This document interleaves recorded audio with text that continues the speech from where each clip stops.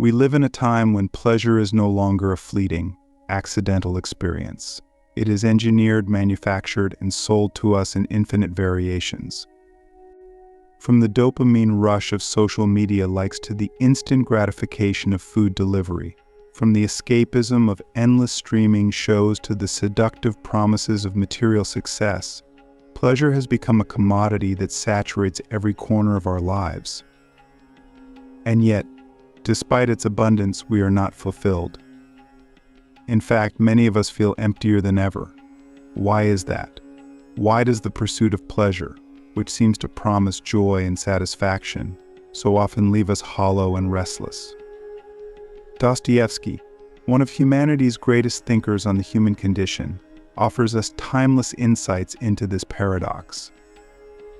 I want you to consider this: what if pleasure is not the solution to our unhappiness, but the very thing that deepens it? What if the more we chase it, the more enslaved we become? Dostoevsky understood this trap, and through his works, he reveals that our obsession with pleasure isn't just a personal failing, it's a philosophical and spiritual crisis. And if we don't learn to confront it, we risk losing not just our happiness but the depth, meaning, and vitality of life itself. Let's start by facing a difficult truth: pleasure is easy. It asks very little of us. It doesn't demand courage, discipline, or sacrifice. It whispers to us that life can be simple, that discomfort can be avoided, and that the path of least resistance is the one we should take. But life is not simple. It is messy, unpredictable, and filled with pain. Dostoevsky knew this better than most. Having endured exile, forced labor, and the constant shadow of poverty, he recognized that suffering is not an aberration of life, it is its essence. To live fully is to confront suffering, not run from it. And yet, in our pursuit of pleasure, we do the opposite. We anesthetize ourselves against discomfort. We use pleasure as a shield to protect us from the rawness of existence. But in doing so, we also cut ourselves off from life's depth and meaning. Click subscribe to this channel to get more profound insights. Here is the first question we must wrestle with: why do we fear suffering so much? Why do we instinctively recoil from anything that disrupts our comfort? Dostoevsky would argue that it's because we've been deceived. We've been taught to believe that happiness is the absence of pain, that a good life is a life free from struggle. But this is a lie.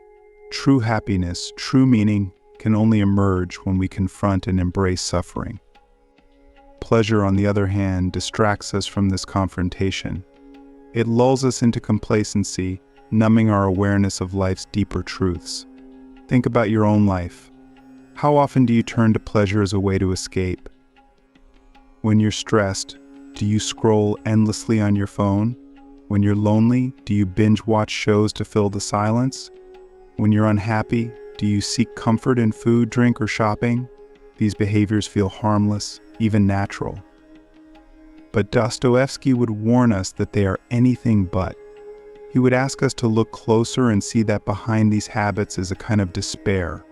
We seek pleasure not because it fulfills us, but because it distracts us from the emptiness we feel inside.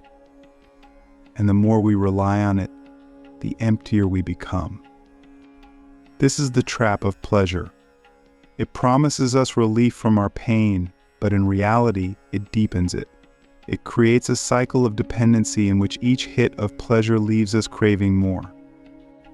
And because pleasure is fleeting, it can never truly satisfy us. We find ourselves chasing it endlessly, never realizing that it is the chase itself that keeps us trapped. Dostoevsky saw this in his own time, and it is even more evident in ours. The modern world is a machine designed to exploit our hunger for pleasure. It feeds us an endless stream of distractions, each one carefully calculated to keep us hooked.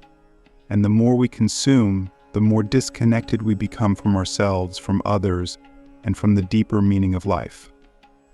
But Dostoevsky does not leave us without hope.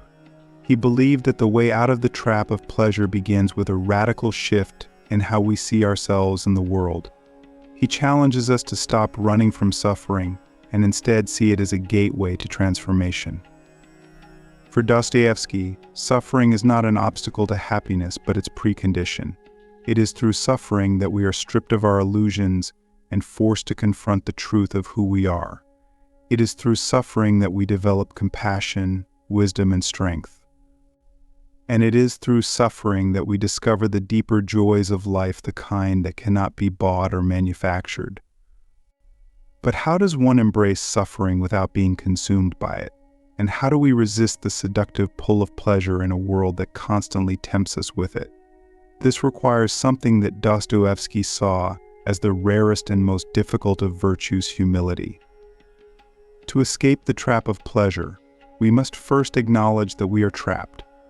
We must admit that our obsession with comfort and ease has made us weak, that our pursuit of pleasure has robbed us of our freedom. This is not an easy thing to do. Our egos resist it.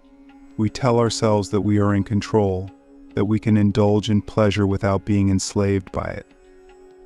But this is another lie. The truth is that the more we seek pleasure, the less control we have over our lives. We become slaves to our desires, chasing one fleeting high after another, never satisfied, always restless. Dostoevsky would urge us to see this restlessness for what it is: a sign that we are living shallow lives. He would ask us to consider whether the pleasures we chase are worth the price we pay for them. Because the price is high. Every time we choose pleasure over meaning, comfort over growth, we lose a part of ourselves. We lose the chance to become who we are meant to be. And we lose the chance to experience the deeper, more enduring joys of life, the kind that come not from escaping suffering, but from confronting it with courage and grace. What would it look like to live this way? To choose meaning over pleasure, growth over comfort. It would mean a complete reorientation of our lives.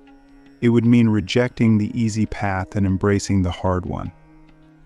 It would mean facing our fears, our pain, and our imperfections head-on without flinching.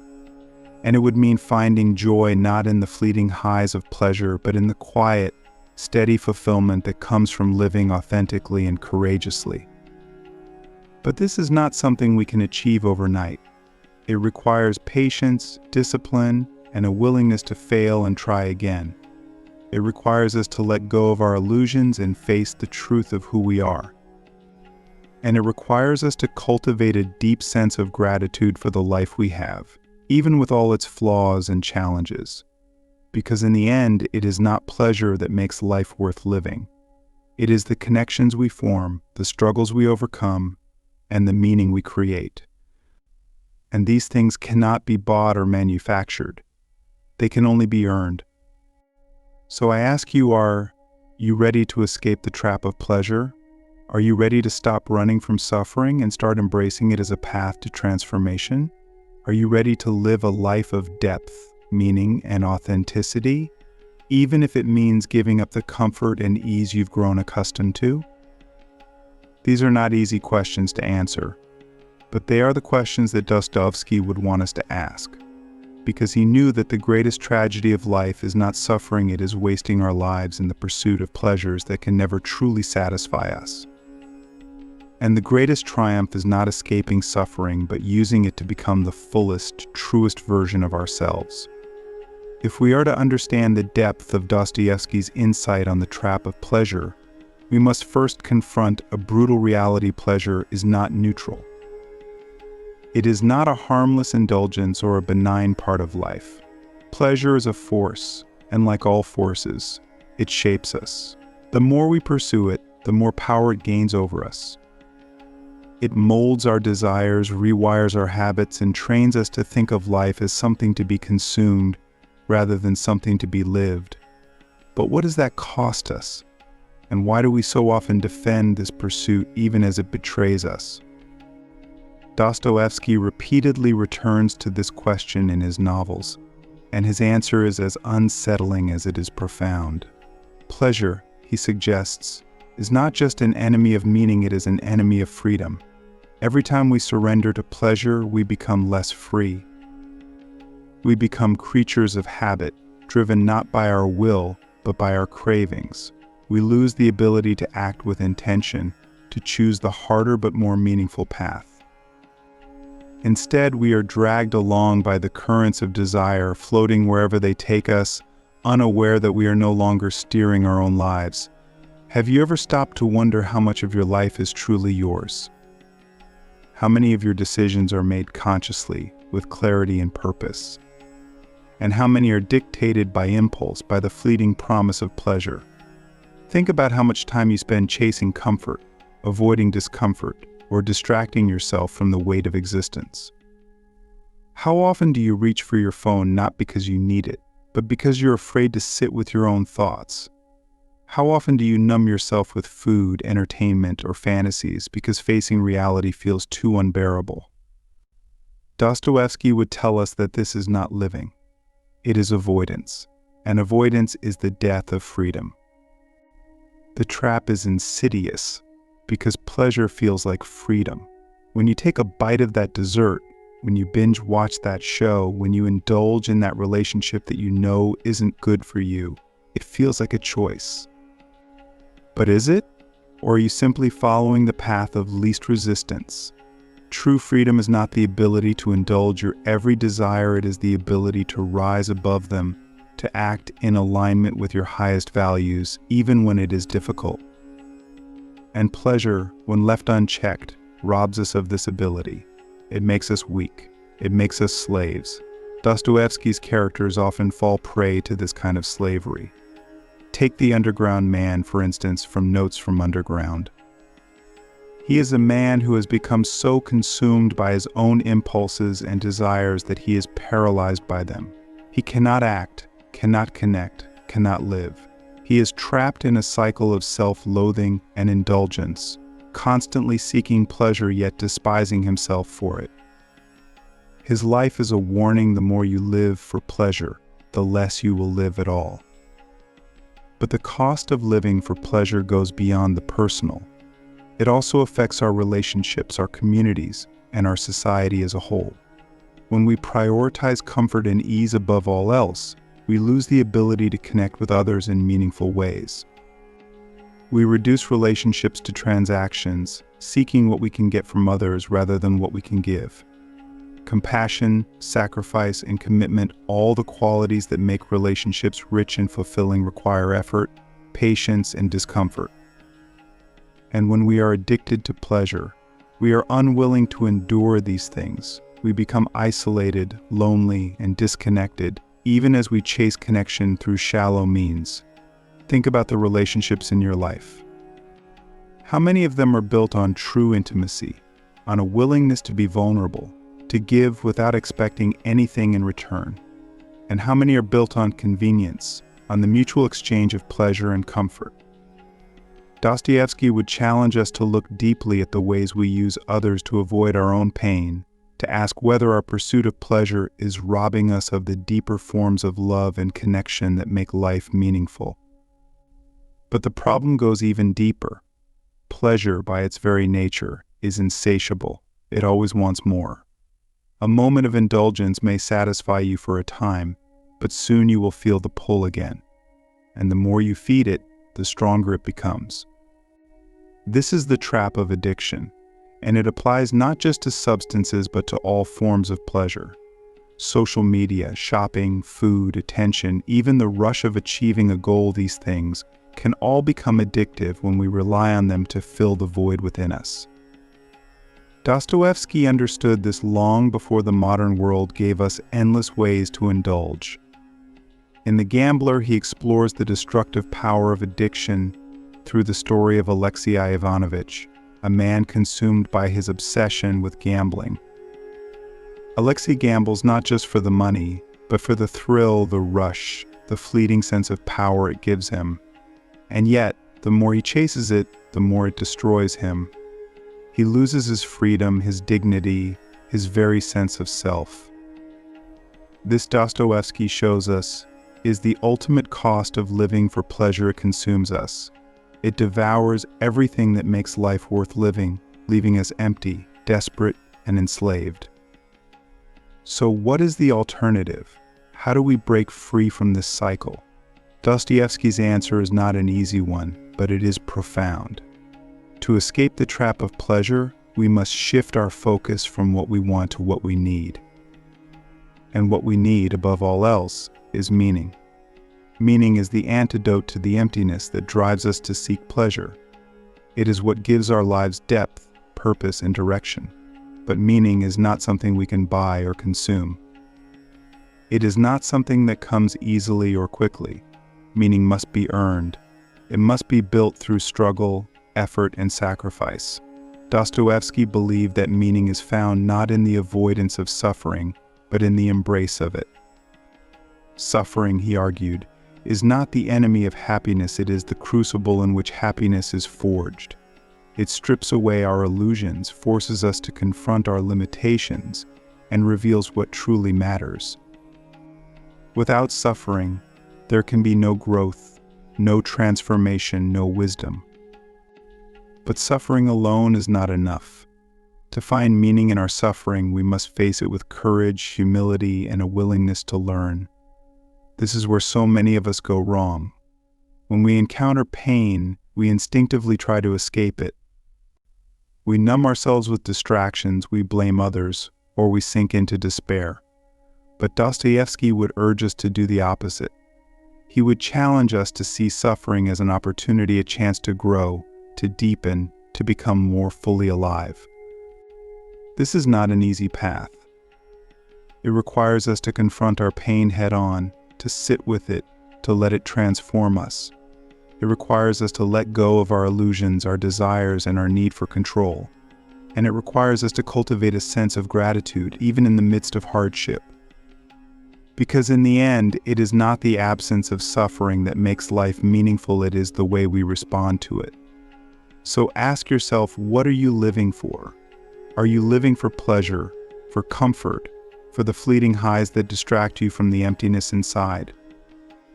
Or are you living for meaning, for growth, for the deeper joys that come from embracing life in all its complexity? Dostoevsky's advice is clear: if you want to escape the trap of pleasure, you must be willing to suffer. You must be willing to face the truth of who you are, to confront your fears and your flaws, and to embrace the challenges that life throws at you.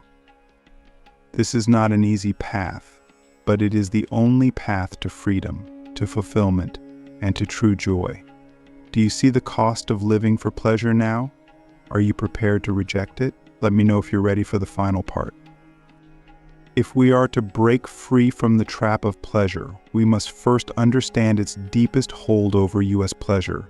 It doesn't just appeal to our senses, it appeals to our identity. It whispers to us that we deserve it, that we are entitled to comfort, ease, and indulgence. It flatters the ego, telling us that life should revolve around our desires. But Dostoevsky would remind us that this is a lie.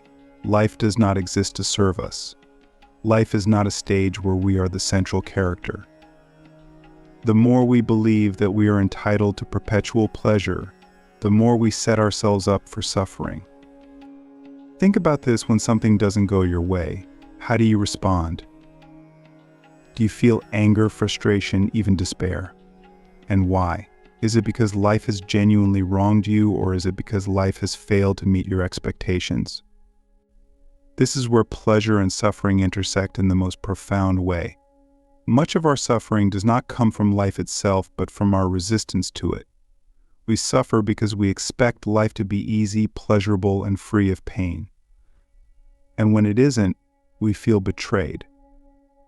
Dostoevsky's wisdom lies in showing us that this expectation is the root of our misery. Life was never meant to be easy. It was never meant to cater to our desires. And the sooner we let go of this illusion, the freer we will be. The pursuit of pleasure is, at its core, a refusal to accept life as it is. It is an attempt to avoid the discomfort, uncertainty, and messiness of existence.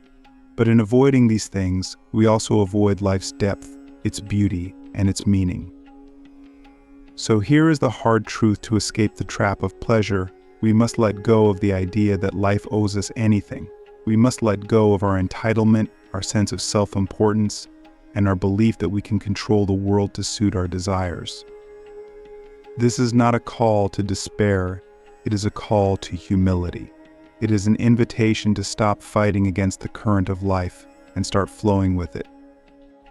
Dostoevsky, in his novel The Brothers Karamazov, gives us one of the most radical examples of this mindset through the character of Alyosha. Alyosha is a deeply spiritual man, but his spirituality is not rooted in blind faith or rigid dogma. It is rooted in love, a love so profound that it transcends suffering. Alyosha's greatness lies in his ability to embrace life in all its contradictions. He does not seek to escape suffering or indulge in pleasure. Instead, he accepts life as it is, with all its pain and beauty, and responds to it with compassion, humility, and gratitude. This is the mindset we must cultivate if we are to break free from the trap of pleasure. We must learn to embrace life, not as we wish it to be, but as it is. And this means embracing suffering, not as an enemy to be avoided, but as a teacher to be learned from. But how do we do this in practical terms? How do we resist the pull of pleasure and confront the reality of life with courage and grace? Dostoevsky's works offer us several insights, and while they are not easy, they are transformative. The first step is to cultivate awareness. We must learn to see the ways in which we are enslaved by pleasure. This requires brutal honesty. We must ask ourselves, what are the pleasures I rely on to numb my pain? What are the habits, distractions, or indulgences that I turn to when life feels difficult? And why do I turn to them? What am I trying to avoid? This kind of self-examination is not comfortable. It forces us to confront parts of ourselves that we would rather ignore. But it is necessary. Because until we see the ways in which pleasure controls us, we cannot hope to break free from it. Once we have this awareness, the next step is to practice restraint. This does not mean rejecting all pleasure or becoming ascetic. It means learning to say no to the pleasures that enslave us. It means developing the discipline to resist the easy, fleeting highs in favor of the deeper, more enduring joys of life. This is not about self-denial for its own sake. It is about reclaiming our freedom. Every time we resist the pull of pleasure, we strengthen our will, our character, and our ability to act in alignment with our values. But restraint alone is not enough. To truly escape the trap of pleasure, we must replace it with something greater, something that gives our lives meaning and purpose. For Dostoevsky, this something is love. Not the shallow, self-serving love of romance, but a deeper, more selfless love, a love for others, for life, and for the world itself. This kind of love requires us to look beyond ourselves. It requires us to stop seeing life as something that exists to serve our desires and start seeing it as something that we are a part of, something that we have a responsibility to care for and nurture. It requires us to shift our focus from what we can take to what we can give. In Crime and Punishment, Dostoevsky shows us the transformative power of this kind of love through the character of Sonia. Sonia is a young woman who has suffered deeply, and yet she responds to her suffering not with bitterness or despair, but with compassion and faith. Her love for Raskolnikov, the novel's tormented protagonist, becomes the force that saves him from his own darkness. It is through her selfless love that Raskolnikov begins to see the possibility of redemption, of a life not defined by guilt and despair, but by hope and meaning. This is the kind of love that Dostoevsky believed could save us from the trap of pleasure. It is a love that demands sacrifice, that calls us to put others before ourselves, that asks us to embrace life in all its messiness and imperfection. And it is a love that gives us the strength to endure suffering, not as a curse, but as a path to growth and transformation. But love alone is not enough. To live a life of meaning, we must also cultivate courage, the courage to face our fears, to confront our pain, and to take responsibility for our lives. Dostoevsky believed that courage was the foundation of all virtue, because without it, we cannot act. Without courage, we are paralyzed by fear, enslaved by our desires, and unable to rise above our circumstances. This kind of courage is not dramatic or heroic. It is quiet, steady, and deeply personal. It is the courage to wake up each day and choose to live with intention, even when it is difficult. It is the courage to resist the pull of pleasure, even when it feels overwhelming. And it is the courage to embrace life, not as a series of fleeting highs, but as a journey of growth, connection, and meaning. So where does this leave us? If we are to escape the trap of pleasure, we must be willing to change not just our habits, but our entire way of seeing the world. We must let go of our illusions, our entitlement, and our need for control.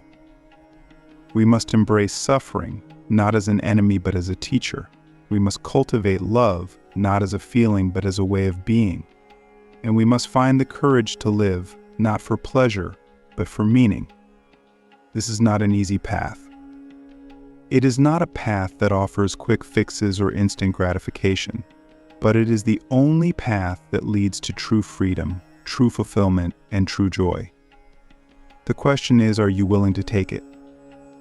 Are you willing to let go of the comforts and distractions that keep you trapped and step into the unknown? Are you willing to live not as a slave to pleasure, but as a free and courageous human being? Dostoevsky believed that the answer to these questions would determine the course of our lives. And while his advice is not easy to follow, it is perhaps the most important advice we will ever receive. Because in the end, the trap of pleasure is not just a personal failing, it is a spiritual crisis. It is a decision about what kind of life we want to live, a life of shallow indulgence or a life of deep meaning. And so we are left with a choice. What will you choose? Will you continue to chase pleasure, knowing that it will never truly satisfy you? Or will you choose the harder but infinitely more rewarding path of meaning, love, and courage? The answer lies not in what you say, but in how you live.